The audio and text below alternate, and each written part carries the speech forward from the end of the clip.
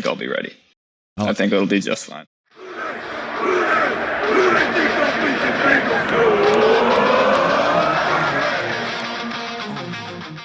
What is up, Bengals fans? Mike back at you again with another Hoot Daily. Everybody, calm down. Don't freak out. It's Monday, March 15th. Free agency opened today. And Bengals fans are losing their mind, even though this is the exact same thing that happened last year and just about every free agency period I can remember. The Bengals do nothing. They sit tight. They let the market set itself, and then they're going to reconfigure their options going forward. We'll talk about that. We'll talk about the freakouts a little bit. We'll talk about the reasons not to yet.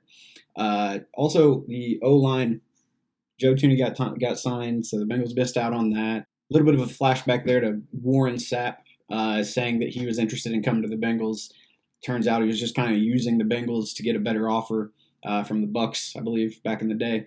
So, yeah, look, I get it. I know why you're mad, but look, $16 million is too much money to pay a guard. I don't care who he is or how good he is. It's just too much. They need that money to sign guys like Carl Lawson and plug a bunch of other holes. There's just too much to do to pay a guard that much money. At that point, you'd have to bank on him being able to play right tackle, essentially. So here you have it. Jake Lisco, host of the Locked on Bengals podcast, kind of pointing out that the average pass blocking O-line in the NFL per PFF included plenty of playoff teams. He's right. Obviously, the Chiefs and the Bucs, their O-line per PFF ranks number 12, number 13, respectively. But you're seeing that the Chiefs aren't kind of resting on that. The Chiefs went out and signed, obviously, Joe Thuney. And the Bucs have retained their big guys. There's still a couple of them they'll probably re-sign. But the Bengals need to go at this as a step-by-step process. This year is that the goal is to get more consistency and to get more depth along the offensive line, and that'll take it from bad to good. And then you can talk about upgrading throughout the season, getting more consistent play across the line because you have a better lineup and you have a more consistent lineup. A lot of offensive line play is understanding concept of the offensive scheme and blocking concepts, understanding and then communicating those concepts based on looks that you get play by play. It's tough to do that when you've got guys, switching positions all season long. You've got guys getting hurt, and therefore, you got to sign free agents off the street. I mean, this is the situation the Bengals were in last year. It's really difficult to get any kind of consistent play out of your offensive line in that scenario. So, with some luck on the health front, with with Frank Pollock coming in to teach Zach Taylor's blocking concepts, and with some new players that are going to be coming in, the Bengals are hoping to not go from bad to great on the offensive line. They're hoping to go from bad to league average, and they are under the impression that, as should you be, that Joe Burrow with an average offensive line will be able to perform as well as we all have seen him perform, and even take the next step to becoming an elite quarterback. So let's take a look. I really like PFF's free agency rundown here because you can go by team need, and you can filter by Cincinnati here, and they have the players that are available still, given what the PFF has identified as Cincinnati's needs. Joe Thuney they have here is unsigned, but we know he just that contract isn't official yet, so we know he's going to the Chiefs. William Jackson. William Jackson more than likely isn't coming back. You have to remember William Jackson kind of wanted out 2 years ago, and couldn't get traded. The Bengals wouldn't cut him. So, and the Bengals do need to work on. They need to do some introspection of the organization and ask themselves, what is it about the organization, the coaching staff, and the way their player-coach relationships work, that whenever they have one of their own internal stars coming up to free agency, there are reports of these players not necessarily being enamored with wanting to stay with the Bengals. Why is that? I mean, we know that the Bengals have an up and coming star at quarterback. They've got a really young defense that should just be getting better and better because that linebacking core was super young last year, and they progressed throughout the year and got better. There are lots of good, a lot of alluring reasons to want to play on this team. Why does William Jackson want to walk? Why couldn't they figure out how to use Carlos Dunlap and keep your veteran on the field and happy? Because he did go to Seattle and produce a little bit in a different scheme without any without any practice with the squad. So I'm not saying there's a conspiracy. I'm not saying that the Bengals do things the wrong way. All I'm saying is they need to look at the reasons why. Why is this the way it is, and address it. I mean, you want to give your coaches the freedom to control the locker room and set up their, set up their kind of personality within the locker room. But man, when you're running off, veteran team guys, I've never heard anyone say anything bad about Carlos Dunlap as a teammate. Never. Same thing with William Jackson. These are the kind of guys you want on your team. You want them in the locker room. Why are they not? Why do they not want to be there? It needs to be addressed. It really does. I think they are addressing it, by the way. But you have to remember these are also draft picks from the previous regime. So that's that's going to happen. Let's look at more of these players. You got Mitchell Schwartz. He might be retiring. I don't know. If he decides to come back, he more than likely is going to come back and play for the Chiefs. I don't see him being a legitimate Bengals target. However, I do like Desmond King as an option. I like Desmond King and Mike Hilton. If they were able to bring in Desmond King on like a $6 million cap hit for next year, and then he's only 26. You can see his PFF grades. He kind of fell off a little bit this past year, but he is very capable of playing corner in this league. And he would be a down. Let's not get it twisted. He would be a downgrade from William Jackson, but not as big of a downgrade as you might think. Plus, he's younger, so if you can wrap him up on a 3-year deal, that would look pretty good. Don't forget you've got Trey Wayne still on the roster, you've got Darius Phillips still on the roster. Darius Phillips is a pure slot corner. I don't see him transitioning outside in any way. But if they were able to grab these two guys, so think of it this way: you let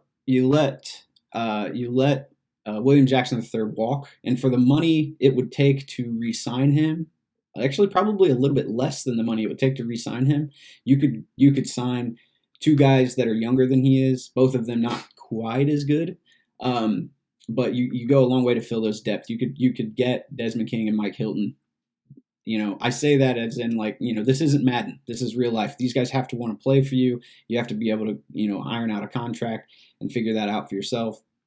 So we'll see where they go. I want them to stay completely away from Alejandro Villanueva. I think his best years are behind him. I think he got beat up by Carl Lawson. As in, he didn't look like he could even see Carl Lawson, let alone block him this past year. Shaquille Griffin, I don't think is on the Bengals' radar. But again, we don't really know. I think that the Bengals are very tight-lipped on kind of the actual names of the free agents they're looking at. I mean, if you ask them directly, are you interested in guy X? They'll say, yeah, we are. But that doesn't mean they're actually doing anything to go after him necessarily. So I think that, I know that they made an offer for Tooney. I don't believe you. It was around 12 to 13 million, if I had to guess. And it's just not enough whenever, the Chiefs are going to give him 16. So Malcolm Butler, no thank you. Chidobe Awuzie, you can see here this PFF number is not great, right? Now, there were lots and lots of issues with the Cowboys defense last year. They brought in a new coordinator, a new defensive coordinator who tried to change the entire scheme up for the secondary, a lot like Lou Anarumo did for the Bengals. And you saw it. The guys that had played really well in the past, like Awuzie, just struggled with the new concept because I think they tried to overcomplicate things, a lot like Anarumo did. And you saw whenever you complicate things, you open up the window for lots and lots of mistakes, right? So I like Awuzie. I think the Bengals should, if they can, if you're going to be able to get Awuzie for $9 a year, I think that's worth it. He's going to be 26 this coming season. You get him basically through his prime, or you should. It should be his prime. That could be a really interesting play right there.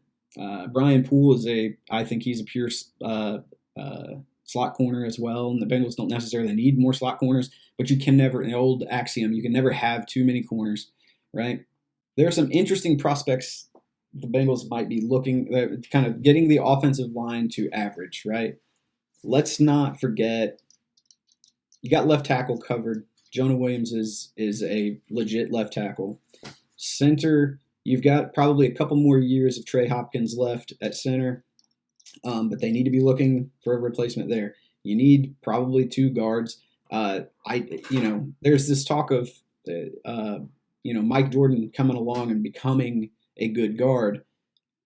At a certain point though, after you get him, 600-700 NFL snaps, when he's not that guy and you don't see the progress, it becomes difficult. Now, all of the offensive line, the more they played together last year, got better and better as the year went on. But that's not necessarily what the Bengals are looking to do. They're looking to build a foundation at offensive line that they can stick and say, I no longer have to worry about left tackle. I don't have to worry about a center because I've got a young center for the future. I don't have to worry about left guard because I've got a 25-ish year old guard, left guard signed on a 4-year contract. Those are the kinds of things you're looking for, and there just aren't a lot left. Unfortunately, at guard, the market this year was 2 or 3 really elite top end players, and then a bunch of dudes like a bunch of journeyman type guys. Look, that all of a sudden this becomes a very different offseason, right? If the Bengals do end up getting Carl Lawson back, if they do end up signing a Trey Hendrickson as well, now you've got those 2 guys and Sam Hubbard coming off the edge. You've got in the middle, you've still got DJ Reader. You've got whatever you can get left out of Geno, and you've got some young guys that are pretty. They're coming along on the defensive line. And then it's just a matter of what are they going to do at corner, right? And like I said, I think that we haven't been talking enough about the prospect of the Bengals taking a corner not at number 5, because I don't think that there is a corner worth the number 5 pick necessarily in this draft. I don't think they think that. But you could be looking at, because of that, you could be looking at a trade down if Penei Sewell's not sitting there. I think if Penei Sewell's there, they take him. But if you can trade back, especially if the Falcons don't take a quarterback, right? If 2 of the top 4 guys are sitting there when the Bengals are on the clock, I could see them getting a lot of value out of trading back to around pick 12, and at pick 12, you're going to have your choice of guys. Rashawn Slater will probably be there. You could even go at that point. You could go corner. You could, if you wanted to, probably take Patrick Surtain at that point. I think Caleb Farley might go before that. But Patrick Surtain might be there. So I'm not saying that the Bengals have so many needs on the roster that any pick, taking BPA at any position in the first round is going to help them, right? So what happens in this free agency, unfortunately, is going to inform what they do in the first 2 or 3 rounds of the draft. I wish it weren't that way, because ideally you want to go into the draft without having to take BPAs at positions of need, just because then you may be reaching. Maybe the best player available isn't the corner that but you have a hole in your roster and you have to draft that corner, whereas the best player available is actually some offensive lineman or maybe a D lineman ahead of that, or a tight end, who knows. And maybe you don't plan on doing it. Nobody plans to reach in the draft, but you see it every single year. Teams panic because, who are we going to start opposite Trey Waynes? Who's going to rush the passer? Who's going to protect Joe Burrow? Too many things, too many needs going into that draft can make you do some weird stuff. So all that being said, I want you guys to take a deep breath. Everything's going to be okay, I promise. Hoo day. Love you guys. See you next time.